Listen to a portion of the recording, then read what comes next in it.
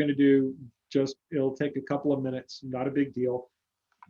After that, I am going to do a review. And what I'm going to review are the topics that I think are most likely, the questions that are most likely to show up on your assessment. If you struggle with quizzes or exams or assessments or whatever you want to call it, if that's something that is difficult, that's fine. If you pay attention to the review, okay, if you go through and you take notes and write down what I'm saying, I promise you that you will do fine. The way that the assessment works is the first time you take it, if you score, I think, more than a 70%, then you have passed, you'll get your ACE credit, and you're good to go. If you don't pass it the first time, that's fine. Just let me know. And what we will do is, just hang out once, everybody's done. Then anybody who wasn't able to get a 70% or better on the assessment, we will do a review over whatever it is that you missed and make sure that you're comfortable with the material, and then you can take it again. Okay, so that's kind of how this is going to work. As far as good to go, meaning log out, yeah. So the only thing that we would ask you to do is please fill out the course evaluation. So once you're done with the assessment, please fill out the course evaluation. And then at that point, yeah, you're good to log out. Your attendance is 100% for today. So you won't have anything there to worry about. Once again, I'm going to put my email address in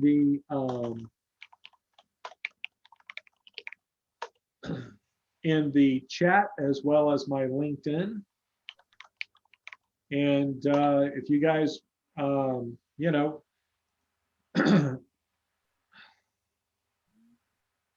let's see.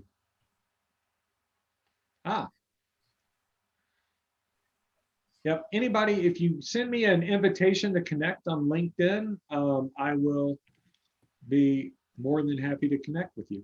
So feel free to send me an invite, and I will put that back into the chat as well. So let's go ahead and let's do these couple of slides here, just cover these last two topics. And then before we do the assessment, the other thing that I want to do is go through and just kind of give you guys some exam-like tips, the things to look for, the things to do, things not to do, that sort of thing. So with that, any questions before we knock out these last couple of topics? All righty. So let's see, looking at secure data destruction. So last night we were looking at physical security, and we didn't get into this particular topic, but real short one. And what we're looking at here is, well, as the title says, secure data destruction. Oh, there we go.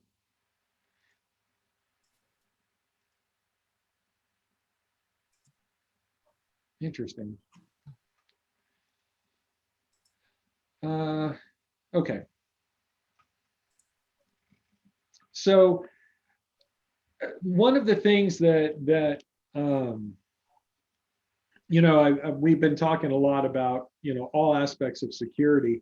One of the things that we need to make sure we are, on top of is, what do we do with data and media that is no longer, valid, or we're past the retention period or whatever.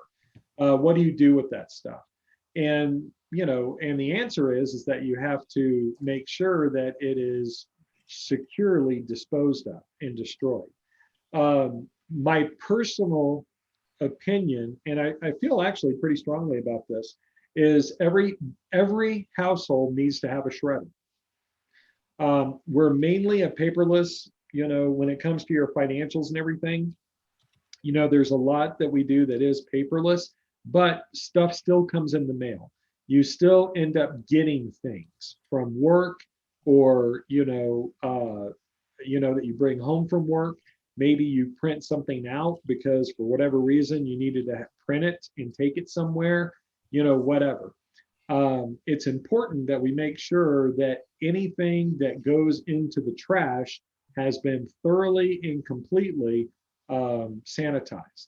And you can do this a few different ways. As far as looking at paper and that kind of stuff, you're either going to burn it, or you're going to shred it, or you're going to pulp it. Now, pulping is kind of cool. Pulping is where you shred it and then soak it in water, and it just becomes a gooey paste.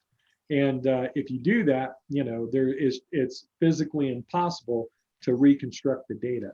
When we're looking at digital storage, you can do pulverization, or you can do degaussing, or you can overwrite the disk, or you can encrypt it. Pulverizing is, if you're going to do that, there's kind of the misconception that all you have to do is pound the disk with a hammer, shoot it. I've used disks as targets, there are things like that. Believe it or not, you can still, first off, those platters are a lot tougher than you think. Number two, you can really pull data off of it even if you have fragments. There's a lot of data that fits in very, very, very tiny spaces. And so if somebody can get a piece of that platter, then they might be able to get data off of it. So if you're thinking about doing destruction like that, make sure you give it to somebody who actually is going to destroy it and pulverize it. Degaussing is where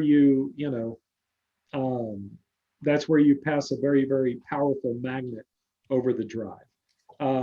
Now, that doesn't work with SSDs or like thumb drives or whatever. It only works, and of course, not optical either. You can't use it like a DVD. Probably the best way to do this is to overwrite the drive and or encrypt it. Drive overwriting is where the entire disk, every single bit on the disk is written with a 0 or a 1. And when you do it with a 0, it's called zeroing or zero filling the drive. And that's a very, very common way of doing it. Typically, you will have, there are different tools that you can use. Here you see active kill disk on the screenshot there. There are plenty of different tools that are out there. Probably the one that's used the most is DBAN. That's Dorian or Derek or some Darren's Butenuke, whatever. Just go to dban.org, DBAN. And that is very, very commonly used as well. If you're going to do an overwrite, you need to do multiple passes over the drive. Make sure that you're overwriting it with zeros, with ones, that kind of thing. And if you do that, you're going, it's going to securely erase the drive. The other thing that you could do is simply encrypt the drive and delete the key.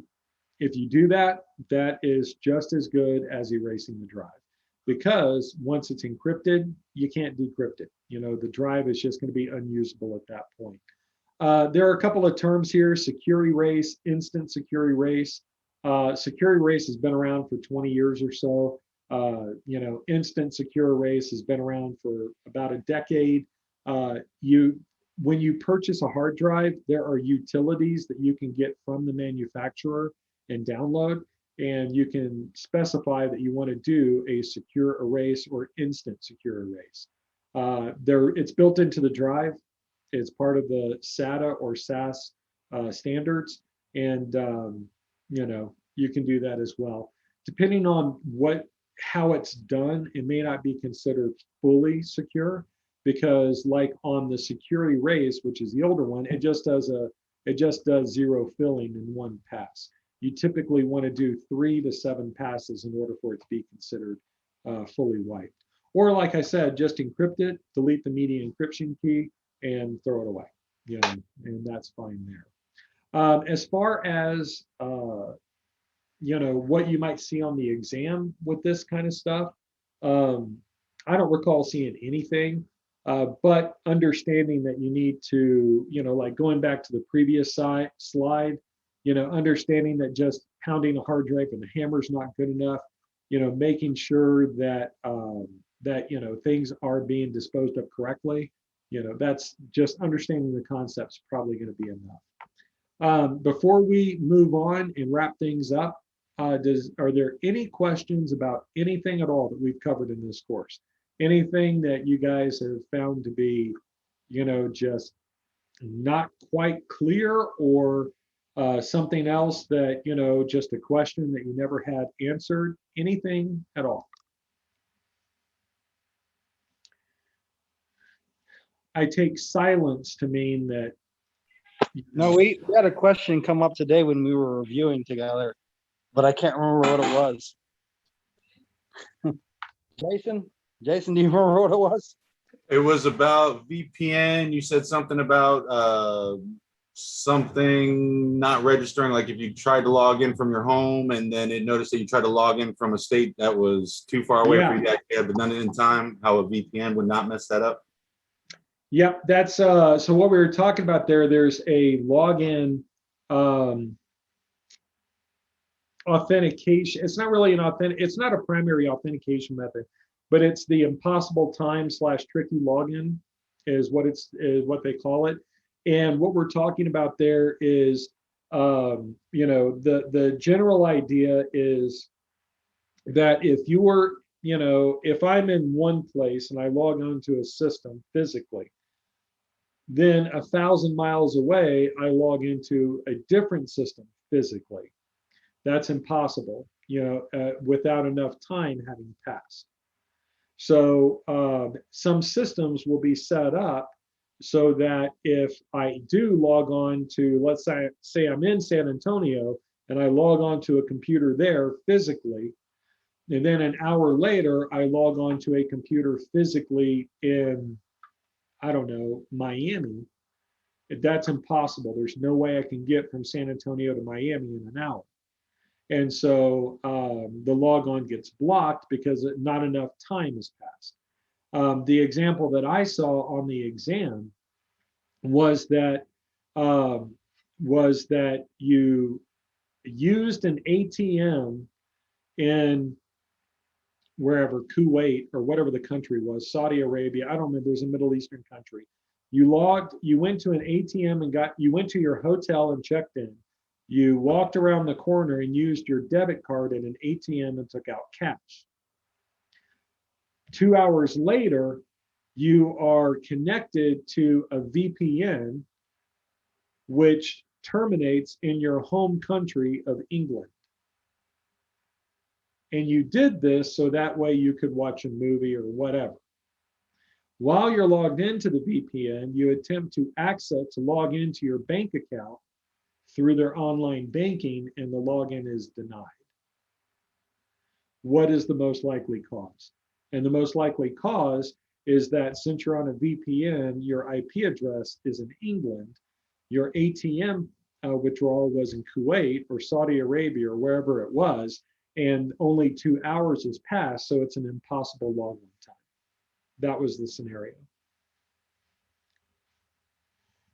Well, I think the question came up talking about, I think the question came up was about the VPN, because, it's supposed to be more secure and, you can put whatever country you want or something.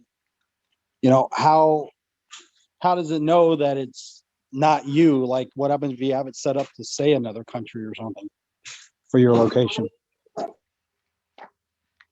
What do you mean? How does it know it's not you? Because it's variable, right? You can change the VPN so it's changing where you are anyways, right? Yeah. I can get on my VPN on the computer that has it installed, and sure, I can log in. I can change my IP address to countries all over the place. Well, that was the question: is what happens if you have it set up for one area, you access your bank, and then you change the area, and then you try to access again? How would it not know if it was you or not? Well, that's the thing, is that if you do that, if their system is set up that way, that could then, so let's say that my IP address is in the US, and I log in, and then I change my VPN, and now my IP address is in Ireland, and I log in. If the bank is set up, correctly, or I shouldn't say correctly, but if their system supports that, it should detect those logins, and it should, it should trigger some sort of alert. The thing that is, the thing that makes the exam question a little bit unique in that scenario is that you used your debit card at an ATM. So that verifies that you are physically, or at least your card physically is at that place. And so when you log in with a VPN from a different country, but your card was physically used in the other country, then at the very least that should be a flag for potential fraud. But as far as the exam question goes, that wasn't one of the responses. Does that answer your question?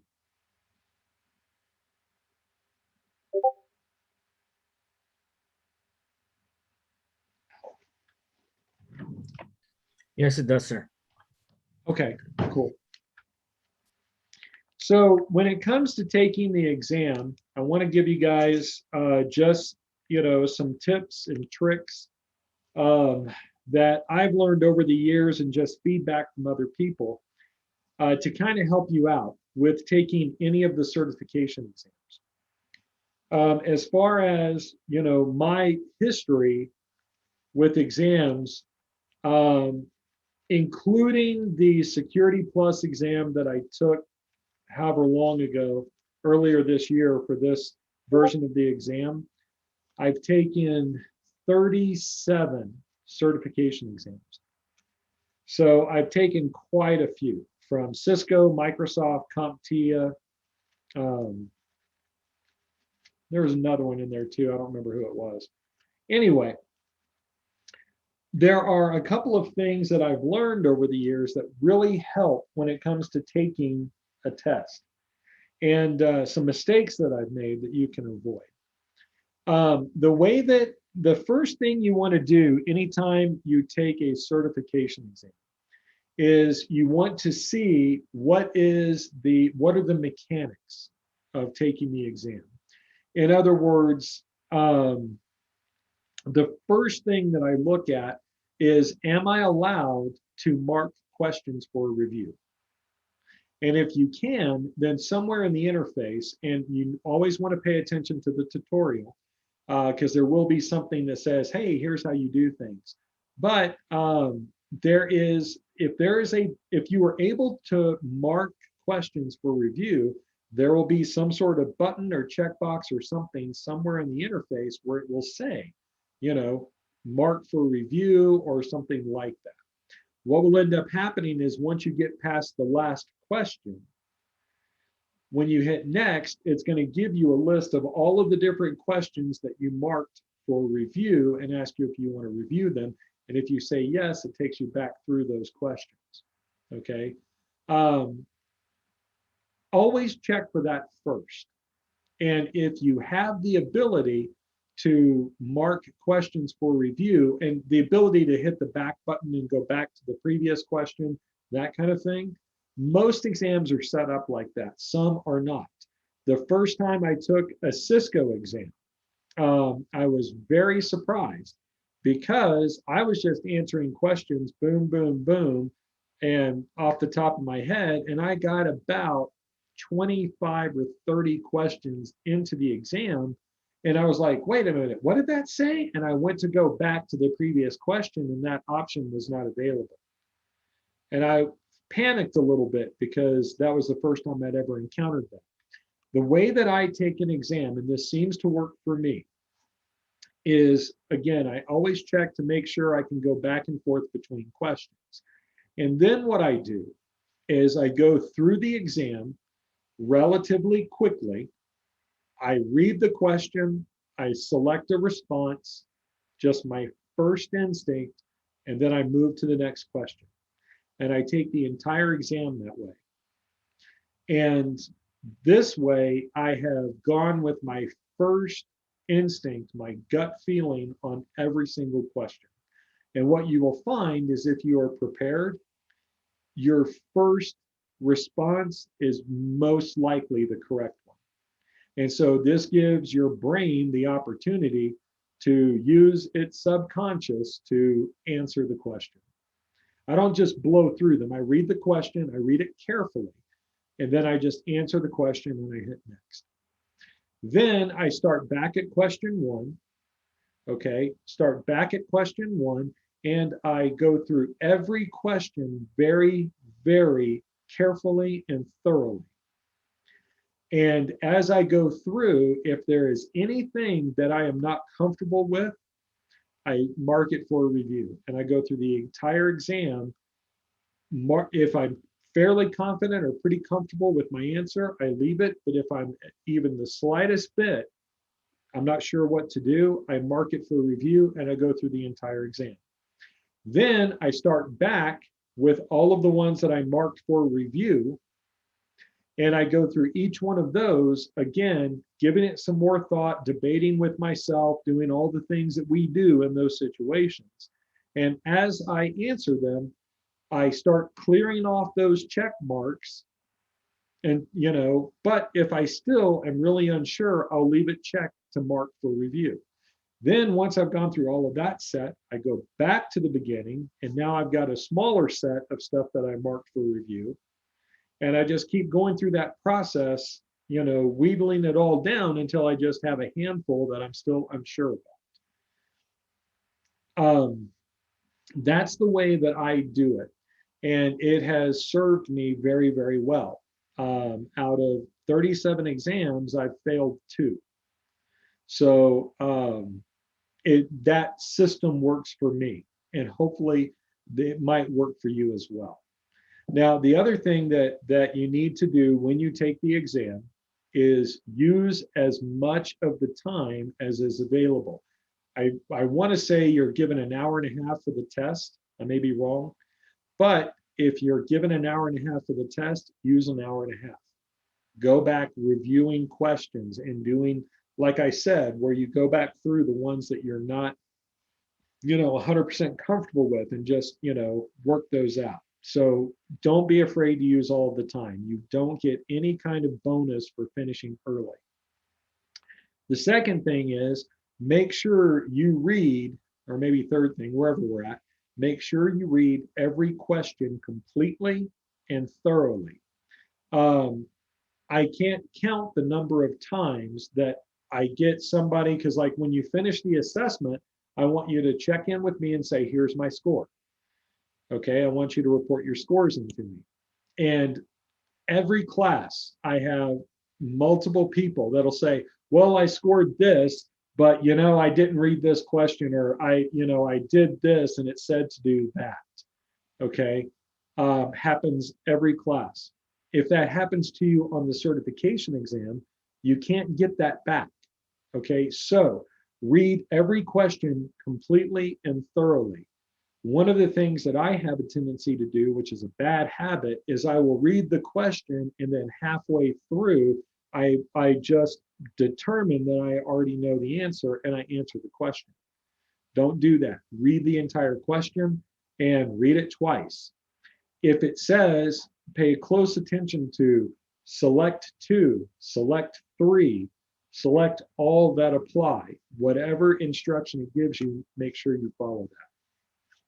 Another thing that you will find when you take the exam is that you will have multiple topics, right, to the different domains of knowledge, but you're going to end up getting multiple questions in each one of those areas. And you will find that sometimes one question, right, exactly, Joshua. What you might find is that one question will give you clues on how to answer another question. Okay, so let's say that you get a question that says, you are baking a cake. What are 2 ingredients you need to bake a cake?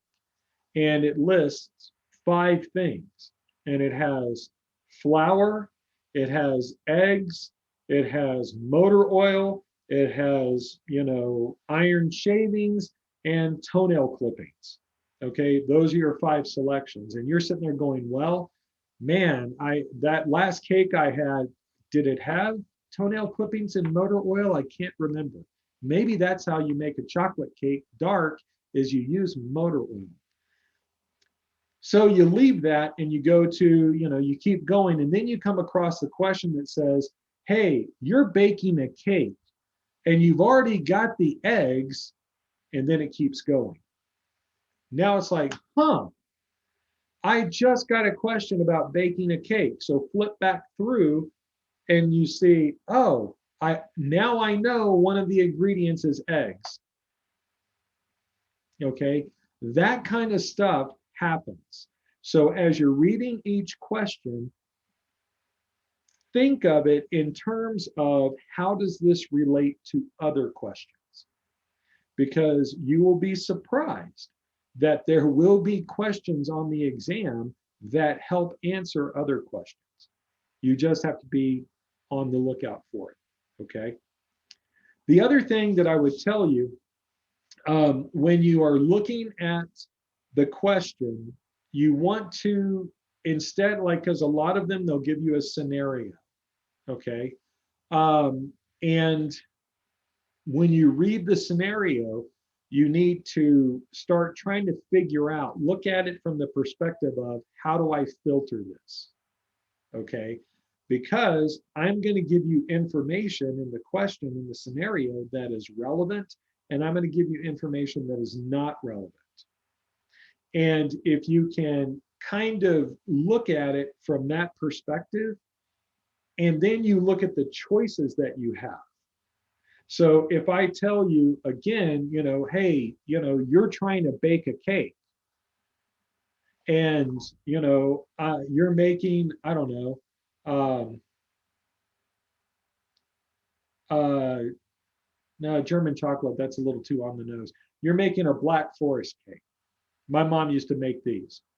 And if you're not familiar with a Black Forest cake, it's a dark chocolate cake with cherries in between the layers and whipped cream. It's very, very good. Yeah, they're yummy. So you're given the question, you're going to bake a Black Forest cake. What are some of the ingredients you might have? Also, it's going to be a little bit more fluffy. So your cousin's coming over for your birthday party.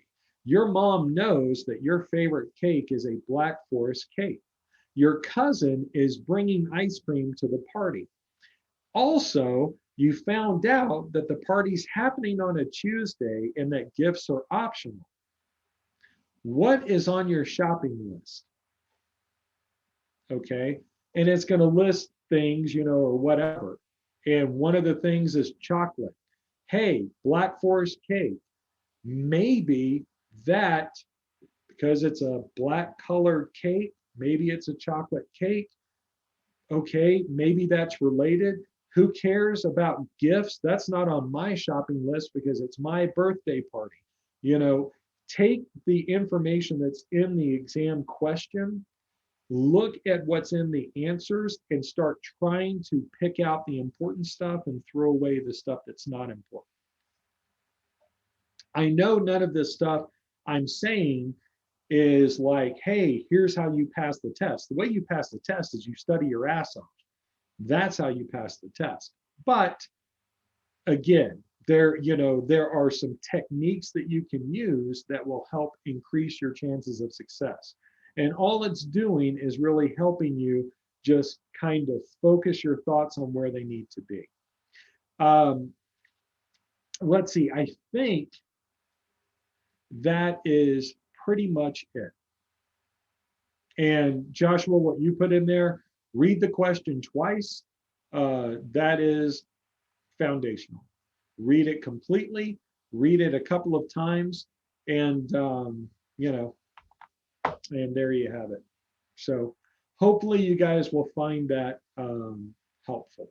Hopefully that'll be helpful for you. Oh, the other thing, there are places online where you can get practice tests. And by practice test, I'm not talking about brain dumps where people are claiming that these are the questions that are on the exam and that kind of stuff. What I'm talking about are places where you can get legit practice tests. Those are always a good thing, okay? But you also need to make sure you're using them correctly. If you are going to take a practice test, what I recommend that you do is take the test and only take it once. When you grade it, you need to look at what you missed and you need to identify the topics that you missed, not the questions that you missed.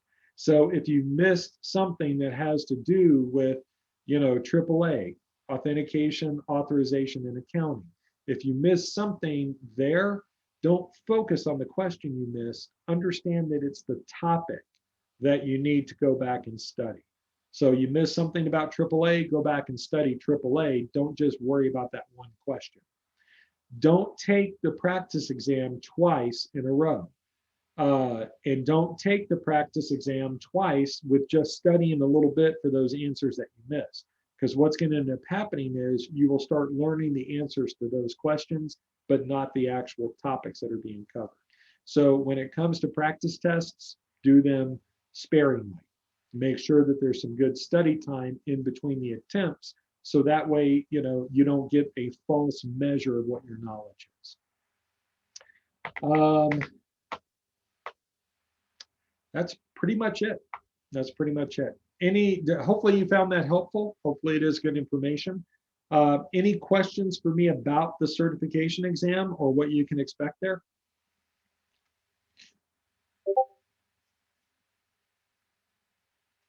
All righty.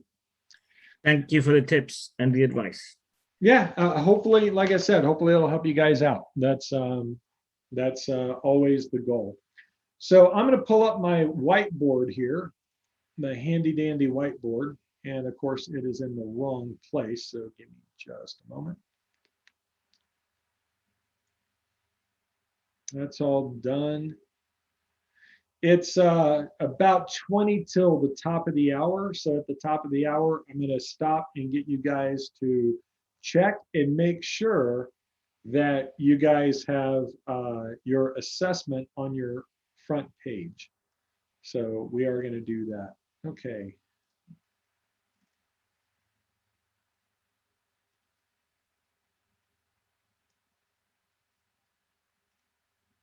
All right. Do we have the whiteboard up? Does everybody see it? Yes. Cool beans. So starting off, like I said, with this review, as long as you guys pay attention, write this stuff down, then you should do well on the assessment. So we're going to start off talking about some basic networking, starting, of course, with the OSI model. OSI model is 7 layers.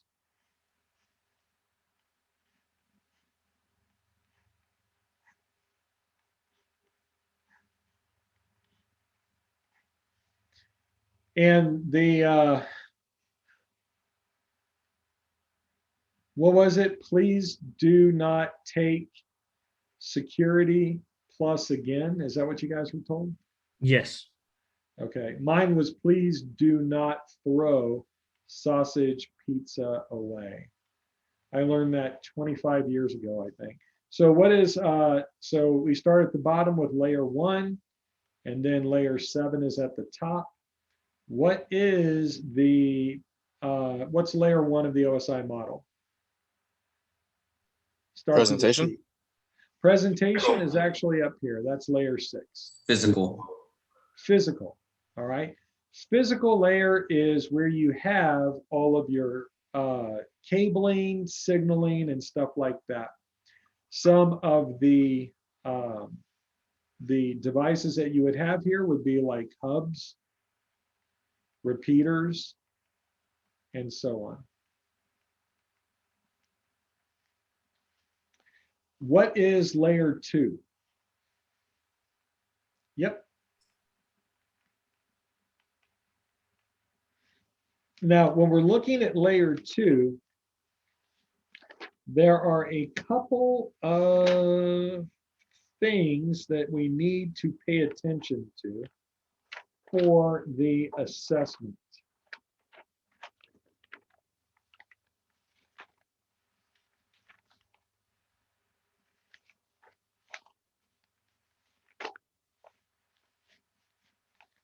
Okay, so let's say that one of the things you have at layer 2 is a switch.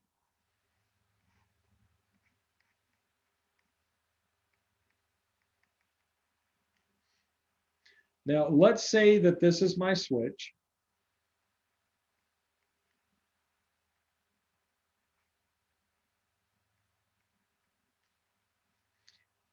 And I've got a couple of computers that are connected to this switch. Whenever the computers send traffic to each other, they're sending a frame. We deal with frames at layer 2. In the header, the Ethernet header of the frame, there's going to be a source address, and there's going to be a destination address. So here's my frame. And in my Ethernet header, I'm going to have a source address and I'm going to have a destination address. What type of address are we dealing with here? MAC address. Say it, I'm sorry, say that again. Chris and I both said MAC address. MAC address. Oh yeah, excellent. Yeah, but now that, let me pull up the chat as well. Yep, Tim, you got it also. Yep, this is the I have a MAC quick address. question for you, sir. Yeah, Okay, so I know that they send frames and like when it goes out into the, past our home network and goes to some other network, that it has to have IP address and stuff included. But if it's only going to a computer on your own network and only going to the switch and back onto a computer, does it have the IP address still attached to that? it does. And here's why. When you look at the process, let's say that this is the source computer. So here's the browser. And here is the web server, okay? What ends up happening is the browser, and you've got your different layers. This is the application layer. Beneath that, you're going to have the transport layer. And the transport could either be TCP or it could be UDP. Because of the protocol we're using is HTTP, the protocol is going to be TCP. Then the next layer down is the internet or the internetworking layer. And the protocol being used here is going to be IP. And then in the network layer, this is the TCP IP model, by the way, not the OSI model. The network layer and the TCP IP model are these two layers in the OSI model. And then, so you've got some sort of protocol that's working down here. And on a wired network, it's going to be Ethernet. So what happens is when this request is created from the browser to the server, you end up having data that's just generated. That data is your payload. So it could be an HTTP request, whatever. That's going to be sent down to TCP. TCP is going, so here's my data. And TCP is going to add a header to the data. This is my TCP header. And this little data unit is called a segment. And this is going to have, the TCP header is going to have like the source port and the destination port. So like if it's a web server, it's going to be TCP port 80. Then TCP is going to hand this off to IP. And IP gets this, and IP is going to put a header on it.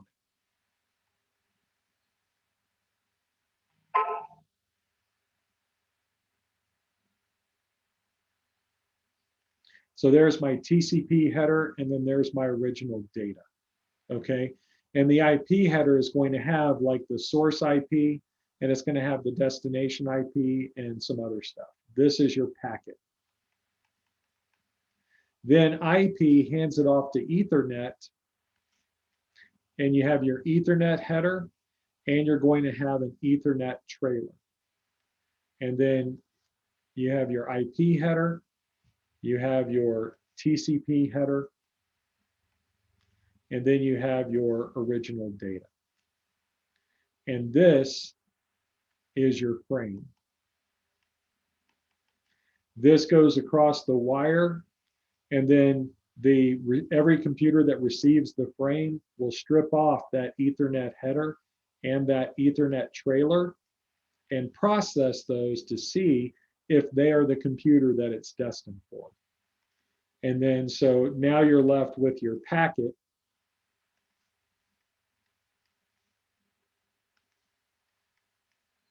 which then gets passed up to IP. IP grabs the IP header and reads it. And so now you're left with your segment. That gets passed up to TCP.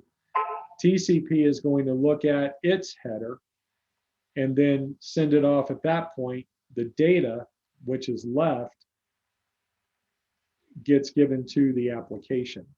So all of those pieces and parts have to be there for all of the communication. So even if we're on the same network, it's always going to be two applications talking to each other, even if it's part of the operating system. If it's a service or a process embedded in the operating system, that is still considered an application for these models. So the application generates the data, transport has to be decided, the IP address has to be obtained, and then the MAC address has to be obtained, the frames created, and so on and so forth. So this process is happening every single time.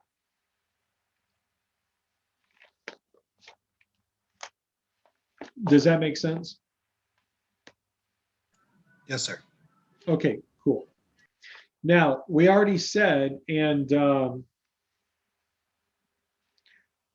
when we look at, okay, blah, blah, blah. Sorry, let me get back on this. So looking at the review, you might see the question, and the question would ask,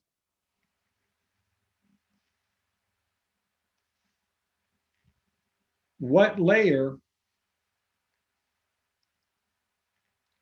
has MAC addresses?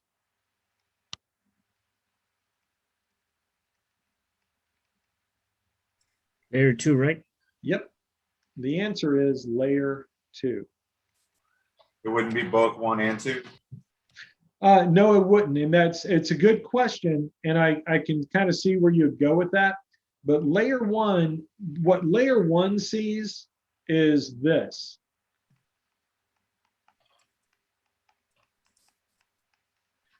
Okay, it just sees binary. And in actuality, what it sees is voltage changes.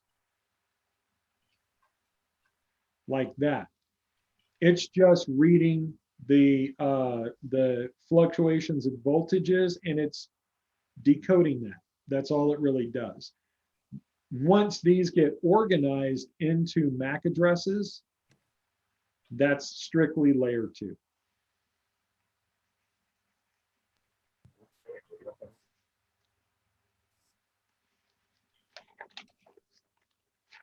Now, also what's happening at layer 2 is I can segment my network, okay? It is possible for me at layer 2 to take my switch and group different ports together to create different network segments. So let's say that I decide that I want to take these 3 ports on this switch, and these 3 ports are going to be one network. This is going to be LAN 1. okay? And then I take these 5 ports, and these become a different network. So this is LAN 2. And then I take these 4 ports here, and I make these their own network. This is LAN 3. This is a layer 2 network segmentation technology. And you might see the question that says, which network segmentation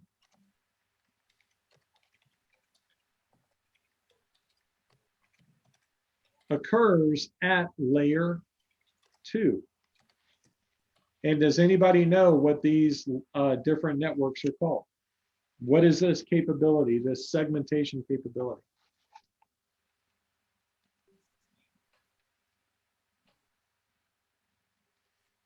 I'll give you a hint. That logical link control? Logic link control is part of it, but logic link control is really, it's one of the, I guess, protocol isn't really the right word. It is part of it, but we're specifically talking about each one of these networks. What are they called? And I'll give you a hint. The name of the technology is, part of the name of each one of those networks is part of the name for the overall technology. Segmentation. Segmentation is exactly what we're doing. But what are each of these segments called? I'll give you a hint. Starts with a V. I was gonna say virtual networks. They're virtual LANs. They are virtual Yeah. networks. And each one of those is a VLAN, a virtual LAN. So which network segmentation capability happens at layer 2? And the answer is a VLAN, virtual LAN. VLANs are critical because when you look at a typical network, okay, like you look at our network, how it's set up, we have, like, say we've got a firewall here. Off that firewall, we've got a production DMZ. We have a production private network. We have our inside network, which is our infrastructure. We have a dev DMZ. We have a dev private network. We have a test DMZ. We have a test private network and others, okay? Now imagine that I wasn't doing VLANs. That would mean at my data center, I would have to have 1, 2, 3, 4, 5, 6, 7 switches. And each switch would be dedicated to one of those networks. And the firewall, so here are my 7 switches, right?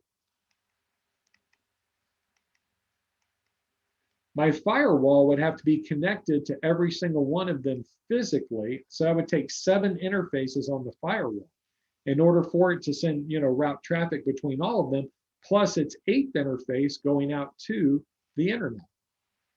With a VLAN,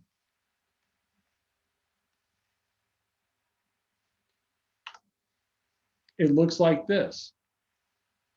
Here's my firewall. Here's my switch. And then whatever computers are plugged into those different VLANs are going to be fine. Okay. It allows me to create segments without having to purchase all of the hardware. So VLANs are very, very important. And they do completely segregate the traffic. So, if you're in one VLAN, you cannot communicate with the computer in the other VLAN.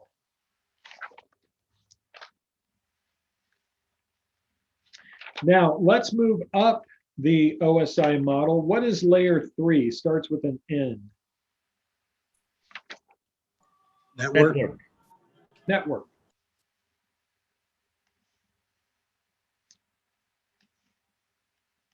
So here's my network layer. Now, the primary device that is associated with layer 3, I'm trying to make sure I'm hitting all of the review questions here. Isn't that the firewall layer? It is. It is. The primary hardware that is at the network layer are going to be routers and firewalls. And the question you might see would be, which layer of the OSI model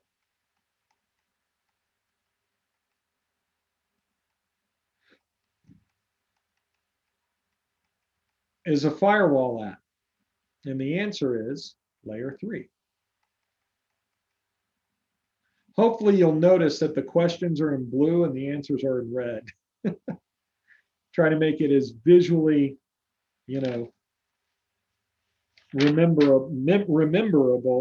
memorable, I think is the actual word.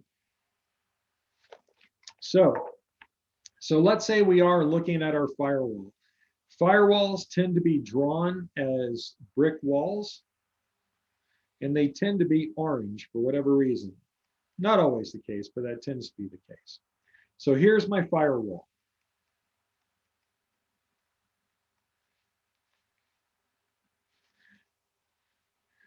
So let's say that on this firewall, I have incoming traffic.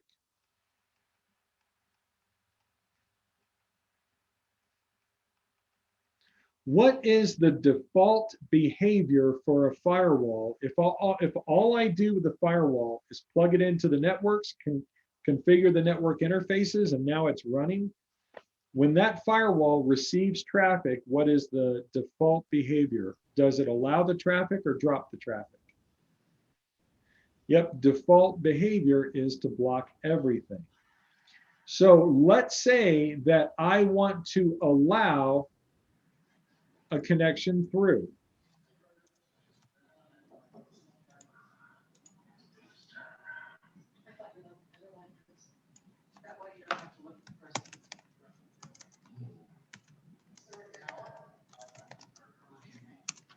So if I want to allow a connection, and by the way, I've every single one of these questions we've gone over in class. I went through these. So if you're not seeing the answer, maybe consult your notes.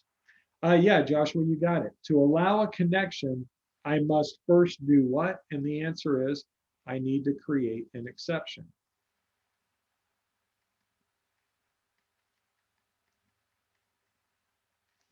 And the way I do this is I configure an access control list.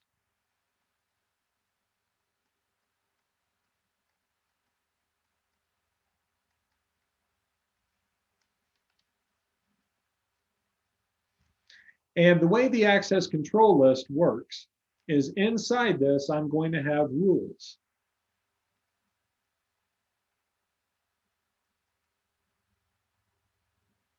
And the way that the firewall reads these is from top to bottom. And whenever it finds a match, it follows that rule and it stops looking in the rest of the access control list. Now, one of the questions that came up was the last rule by default in a firewall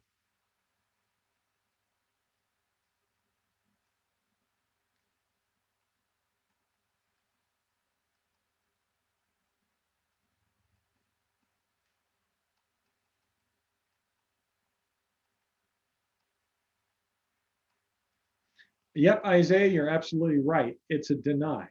Now, the question is it an explicit deny or an implicit deny? So an explicit deny means that you actually put the rule in the access control list that you're going to deny it. Implicit deny just means by default, that's what it does. And yep, yeah, you guys got it. Excellent. It's an implicit deny.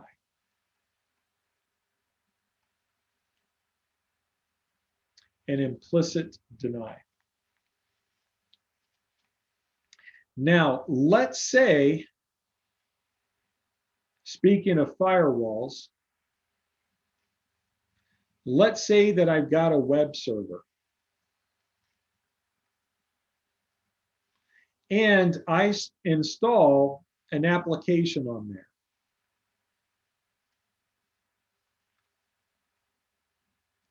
And this is a firewall application. Okay, the question is, what firewall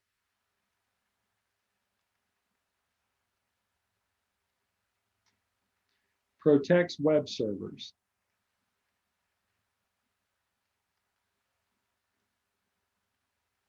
Yep, exactly. It is a WAF, Web Application Firewall.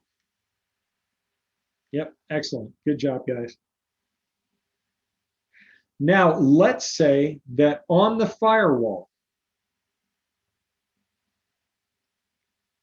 I've enabled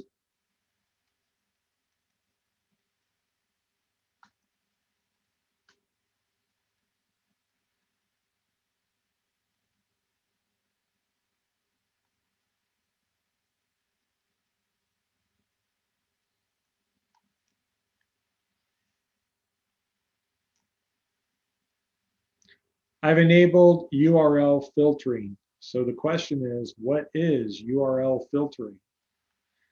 If I'm filtering URLs, what am I filtering? You could, the options you might have are, hey, you're restricting access to websites. So yeah, Cody, you got that.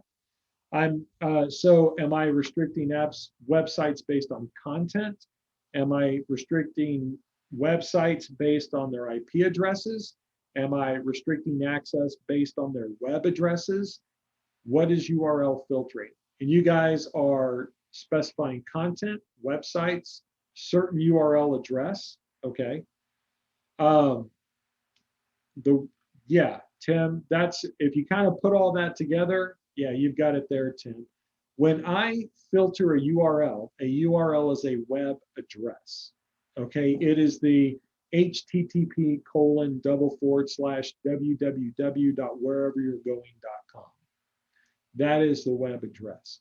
URL filtering is filtering web addresses, not content.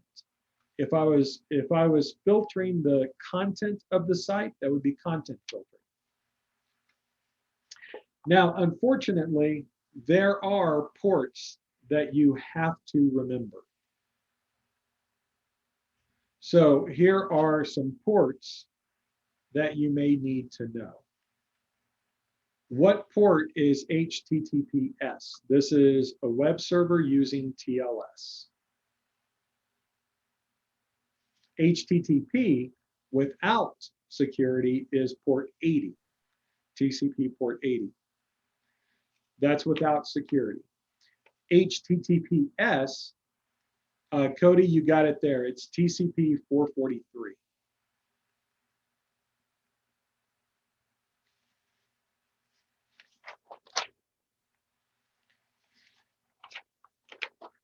Now, FTP uses 2 ports.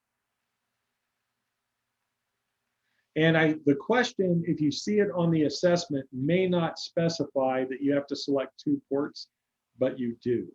What are the 2 ports without encryption? What are the 2 ports that FTP uses? Yeah, David, good job. Joshua, you got it. TCP 20 and 21. Yep, Kim, good.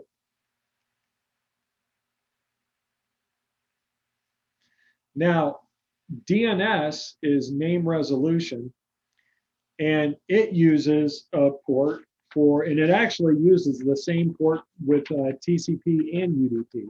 But what's the port number for DNS?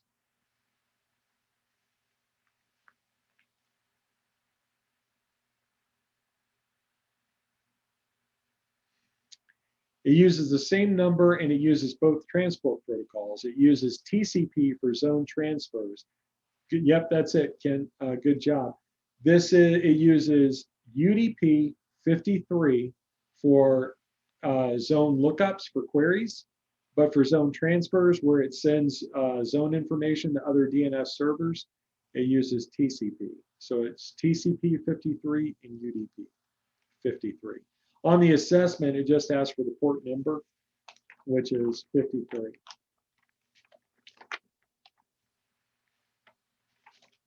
Okay, let's talk about, oh, speaking of DNS, well, actually, hold on.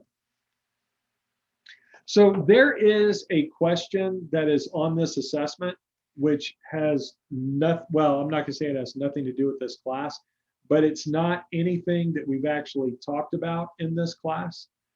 And so I don't think it's a fair question. So I'm just gonna give you guys the answer straight up. What is the subnet mask?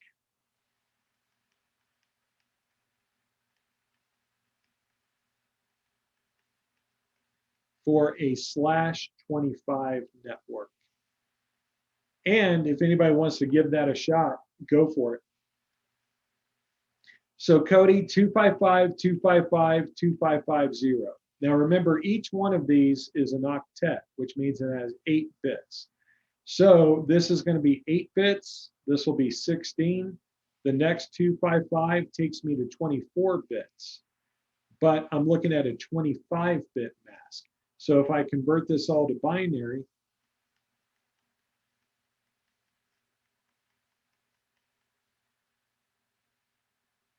then I have a 1 for 25. Yeah, excellent, Kim, Joshua. So that's 255, 255, 255, 128.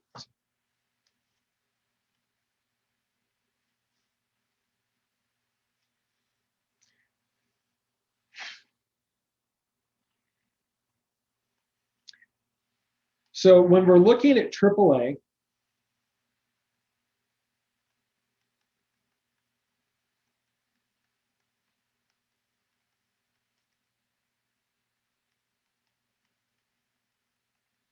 which part of these allows the IT department to monitor users on the network?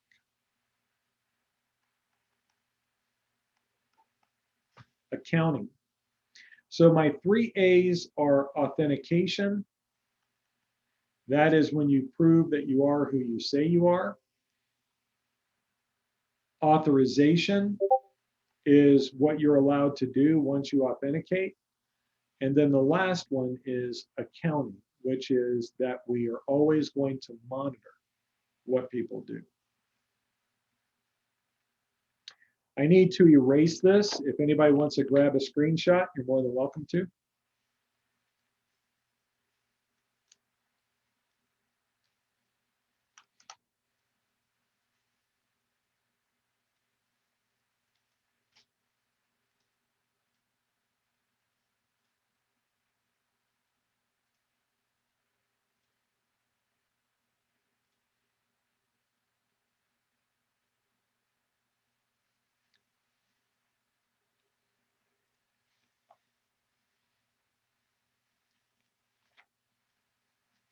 So when we are talking about cloud services, with cloud services, we talk about XaaS, which is anything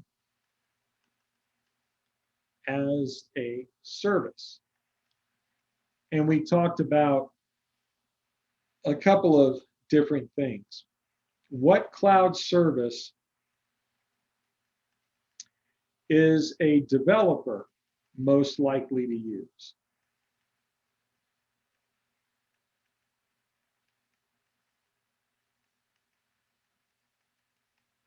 So we had things like infrastructure as a service. Platform, good. So infrastructure as a service, remember that's when you're like basically building a network in the cloud. So you have virtual servers, you have virtual routers, you have virtual firewall appliances and all that kind of stuff. Then you had software as a service. And software as a service is where you are subscribing to software that is provided by the cloud. What we were looking at is platform as a service, because platform as a service is where you have a development platform provided for you. So you might have a database instance, you might have a coding environment, you might have a web instance, that sort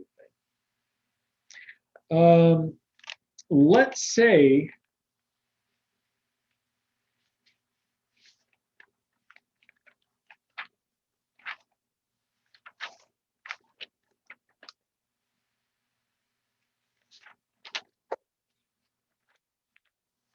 oh, going back to firewall, I mentioned this, but I didn't mention it specifically. Let's say this is my firewall, okay?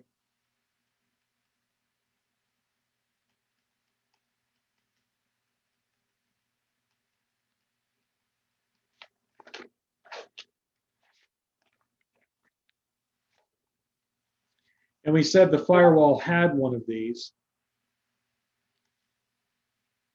What is the configuration file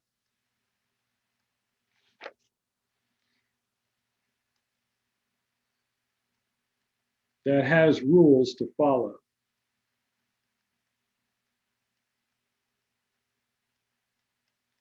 And so I just drew that, and you had like rule 1, rule 2, reads it from top to bottom, that kind of thing.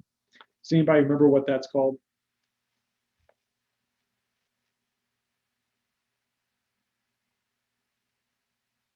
The abbreviation is ACL.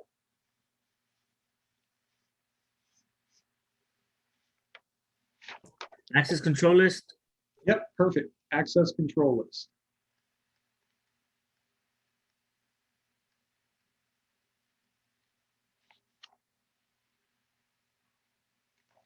Now, let's say I've got a computer. This computer is on my network and is connecting to the internet, and it wants to go to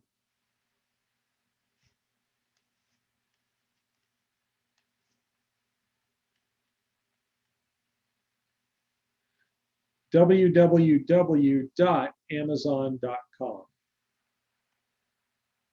So it sends a query to this server. This server goes out on the internet asking other servers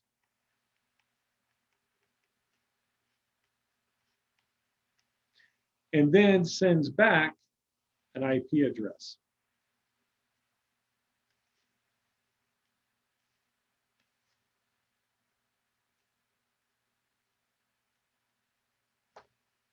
So what service converts a fully qualified domain name, which is FQDN, to an IP address? So this is the service. If I want to go to www.wherever.com, I ask the server for the IP address. I give it the fully qualified domain name, which is going to be this part right here. And then it goes out and finds the IP address for me. What service is that? I'll give you a hint. It is one of the ports. We asked about port numbers on it earlier.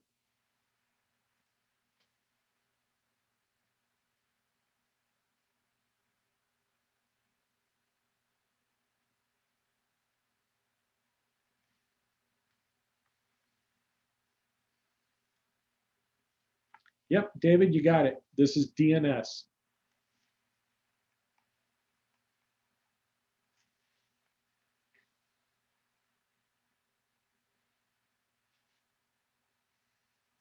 One of the things that was talked about, yeah, Cody, that's exactly it, domain name service. So one of the things that was talked about in both Network Plus and Security Plus is the protocol IPsec, which is IP security. And with IPsec, you have a couple of different modes of operation. With IPsec, you have authentication headers. And with an authentication header,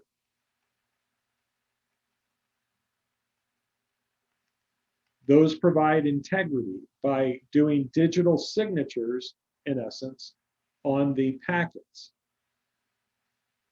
which also gives you authentication. Then you have encapsulation security payload, which gives you confidentiality.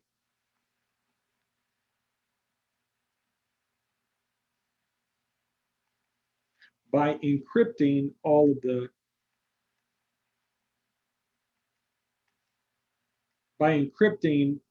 the data. Now, when I start looking at ESP, you have two different modes here.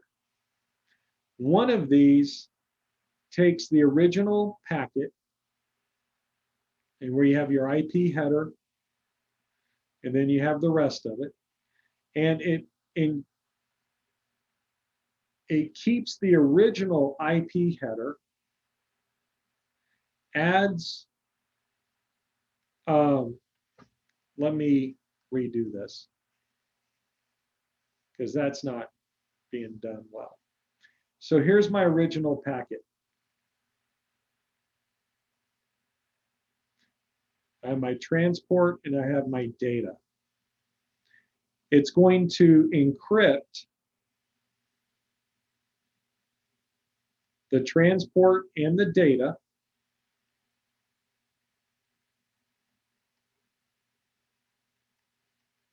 But it keeps the original IP header.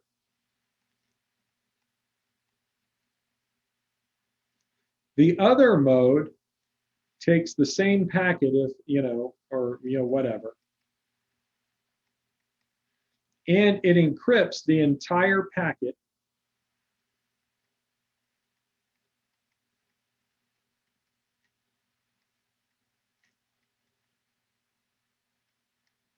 And it gets a brand new IP header. One of these modes is tunnel mode. One of these modes is transport. Which IPsec protocol, or actually in this case it's a mode, which mode encrypts the entire packet? Excellent, Brandon.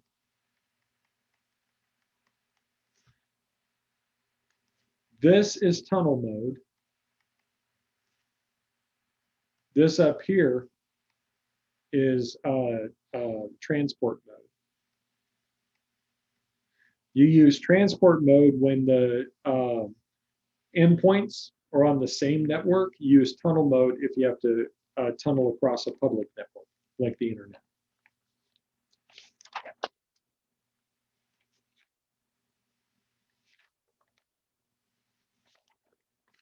Okay, so we talked about, transferring files. And as we were talking about that, like we talked about the fact that, for example, FTP is not a secure protocol. Everything goes across the network in clear text. So let's say I want to secure file transfers using SSH for encryption. So what two protocols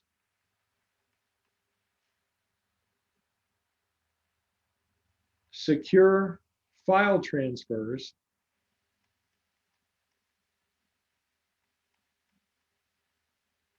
using SSH? So there are two different protocols that are secured for transferring files, and you encrypt it or secure it using SSH. What are we looking for there?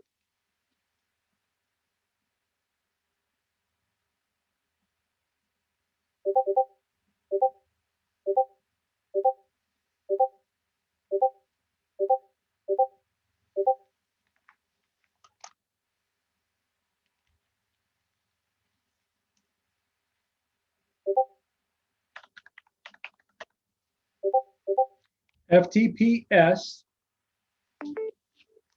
So when you're looking at FTP, FTPS is actually FTP over TLS. So in that particular case, the protocol being used to encrypt the channel is going to be TLS. The other secure FTP uses SSH. And so what is the abbreviation for that one?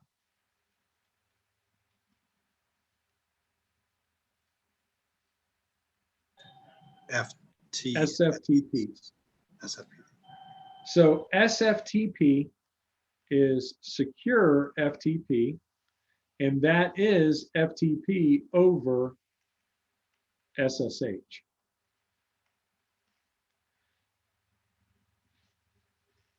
What is the other protocol?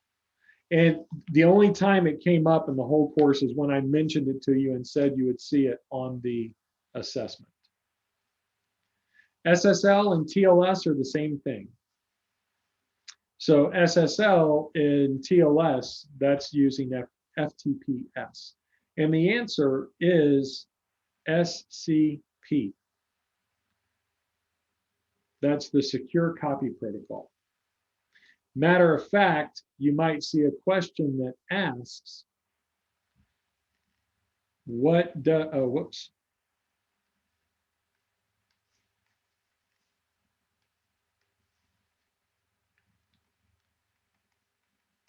does SCP do? And the answer is secure file transfer. And this is a great example of being able to use one question to help answer another question. If you get these two questions on the assessment, what you want to do, okay, is, when you see these two questions on the assessment, if you get them, compare the two questions and see how the answer in one might help the answer of the other, or the wording of the question in one might help with the answer of the other. So just compare those two. And that's a great example of how on the exam you might see something like that, where one, one of those might, one question might help answer another one.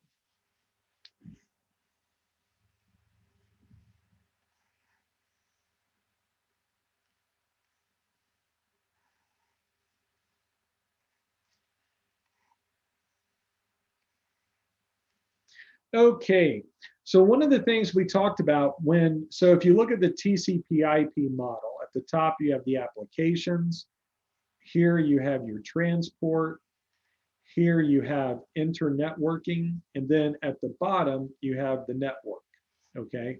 When I look at this layer, the internetworking layer,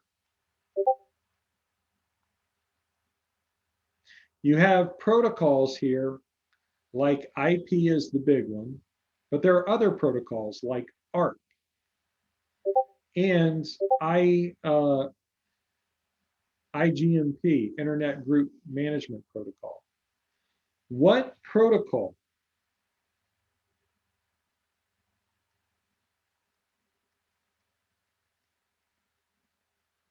has ping built in?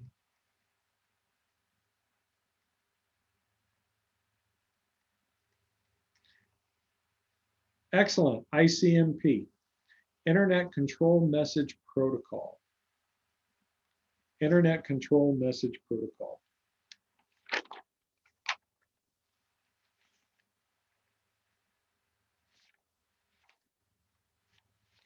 Now, let's say that I have a computer that I put on the network, okay? This computer has known vulnerabilities.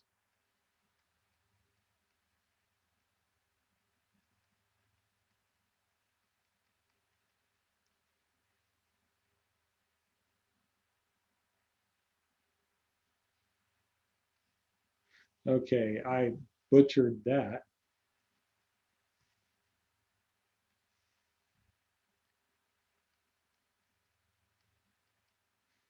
So the question is,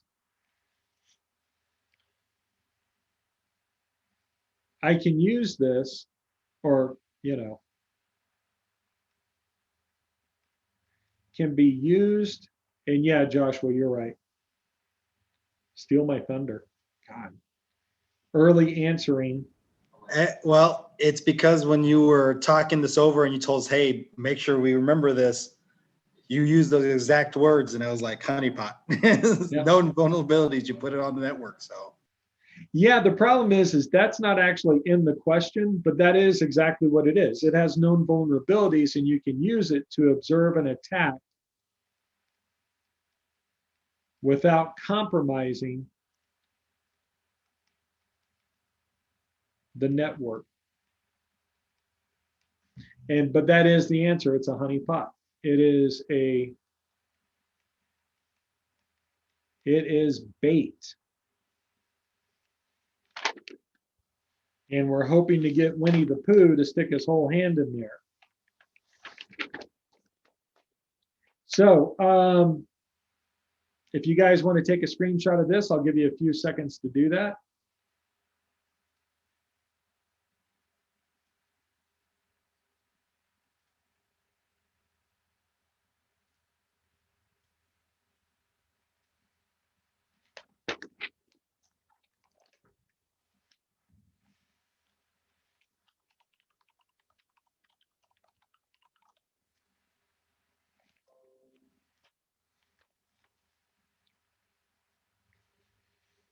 And now we're going to talk about wireless.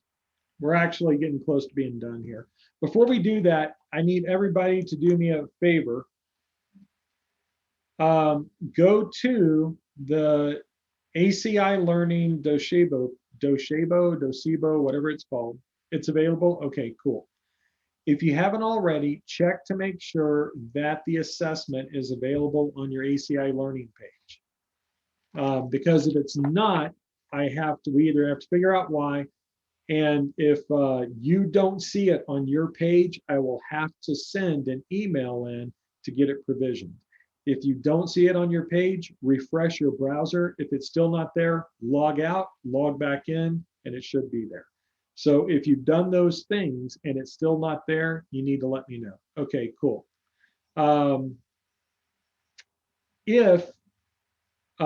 If you're on your phone, I have heard mixed results as far as how easy it is to take the assessment on a phone or a tablet. So, but yeah, just double check. Cool. Thank you for reporting in, everybody. Double check, make sure it's there. Okay, so talking about wireless. Let's say that I've got a wireless radio and I'm going to set up encryption for it. I'm going to set up a security protocol. The first wireless encryption standard that came out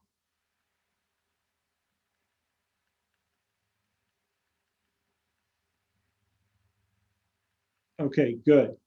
The first wireless encryption standard came out, used RC4 for the encryption strifer.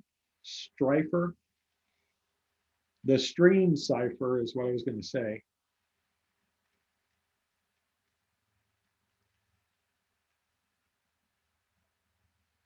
Okay, yep, that's one of them. The one that used the RC4 cipher but had weak initialization vectors.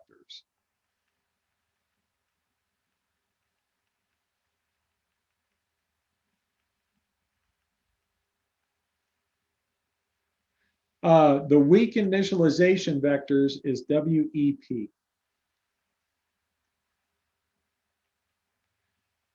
So with WEP, it used RC4 for the cipher, but it had weak initialization vectors, and also there was no salting. And so because of that, WEP was fairly easy to, to compromise. So what ended up happening was they came out with a protocol to strengthen WEP. and mitigate these vulnerabilities.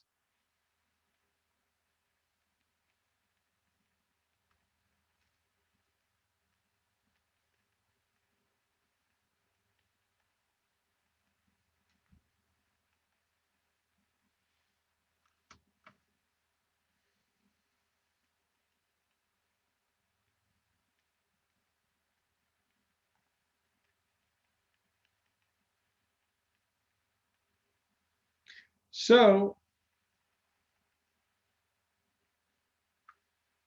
yep, TKIP.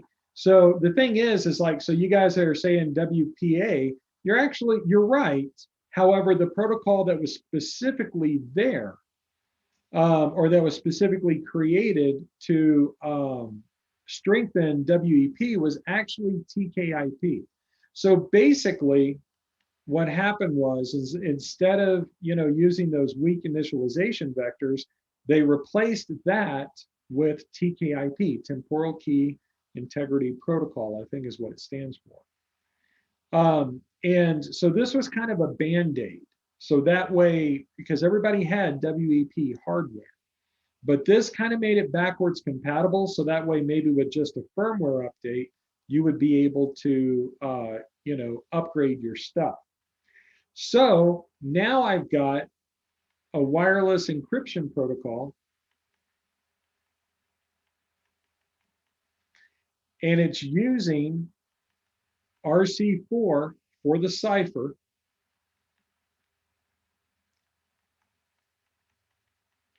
But for the entropy, it uses TKIP. What protocol is that? WPA, Wi-Fi protected access.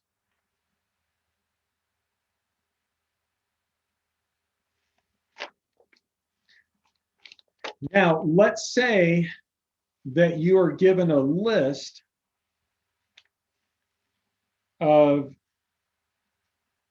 WAF, WEP, WPA, WPA2. Out of these, which is most secure? And I'll give you a hint, WAF isn't even a wireless protocol, that's a web application firewall. So between WEP, WPA, and WPA version 2, what's the most secure? Yep, you guys got it, it is WPA2.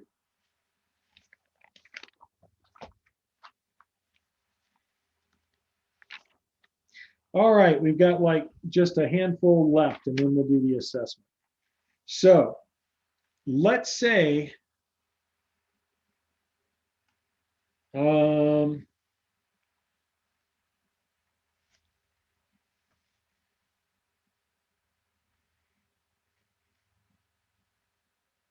if I have a single point of failure,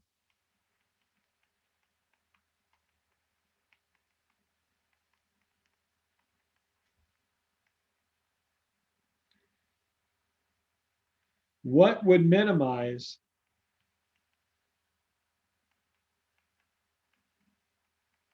the impact of a failure? So let's say that I have a server and that server has a single power supply.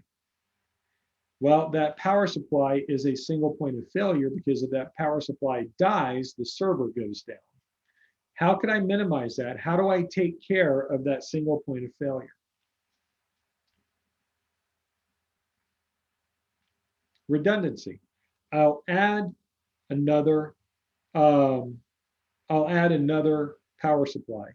Now UPS, that will help because if I lose power, it will continue, but a UPS isn't going to really provide, it's not going to take care of a single point of failure, because if the power supply fails, it doesn't matter if I have power coming in or not. So what I need is a redundant power supply. Anytime you are looking at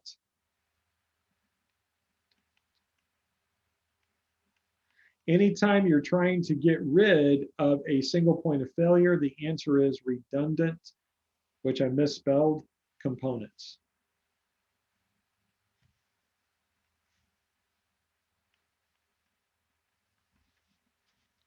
Now, let's say that I have got a target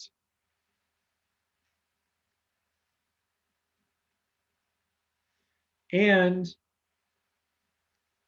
I've got a bad guy.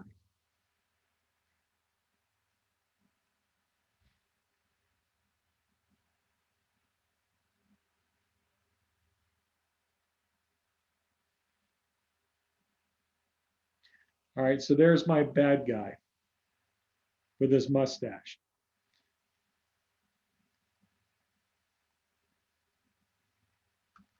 And the bad guy is going to deliver an exploit, some sort of payload to the target.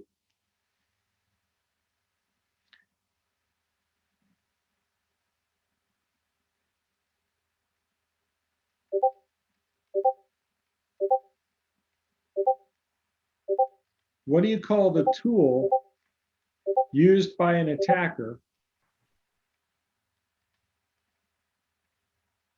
Threat vector. Yes.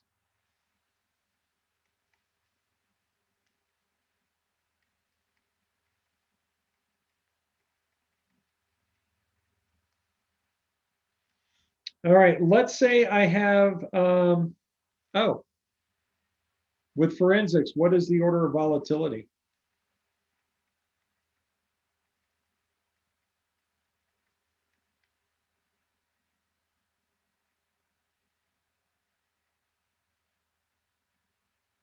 What do you mean you had a great review earlier?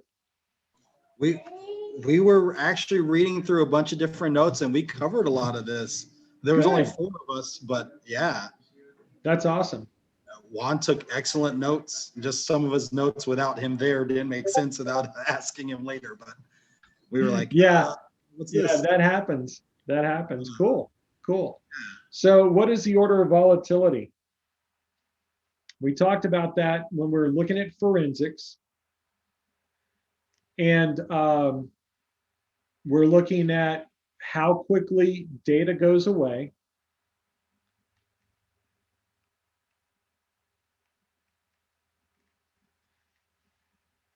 And I'm not asking you what are the different, like, don't worry about like CPU cache, volatile memory, persistent storage, network topology, diagrams, that kind of stuff. I know volatile memory first, right? Or Yes. cache. Yeah, it's forensic tools will help you capture data on the network. And that's really what we're doing. It's so if you look at order of volatility, it's the order you collect evidence. Oh, I thought you wanted the cache and then the Yeah, RAM. Yeah. yeah, Yeah, that's what I was thinking as well. yeah. As soon as I said it, I was like, yeah, that's not a good way of putting that question, but there you go. Hey, what is single sign-on and why is it important?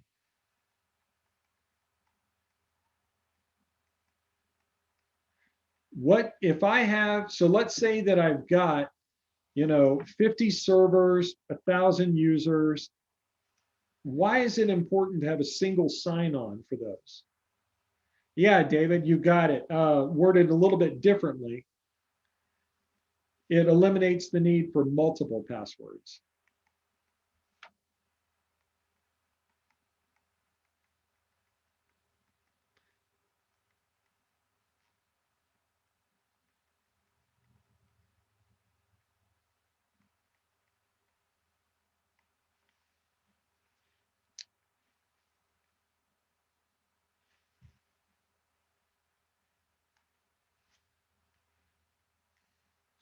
Does So that also make it more secure? Because that means that means the person's username can only be used at one computer at a time. actually, well, now, not necessarily. That's actually a feature that might exist in a particular network. Like in a Windows network, I cannot restrict it to where you can only sign on to one computer at a time. In Novell NetWare networks way back in the day, 20 years ago, you could do that, but Microsoft has never had a feature for that. So you might be able to connect to multiple computers. However, you'll only have to have one sign-on. You only authenticate once and then can connect across the enterprise.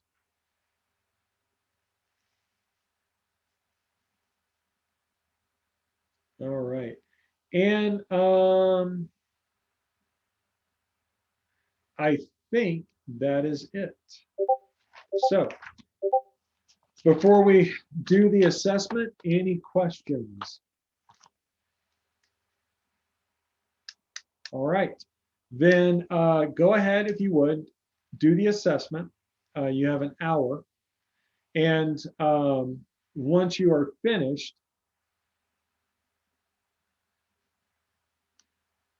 report in, let me know, and let me know what your score was. I'm going to go ahead and stop sharing this. So if anybody wants to grab a screenshot, go for it. But the way that the assessment's going to work,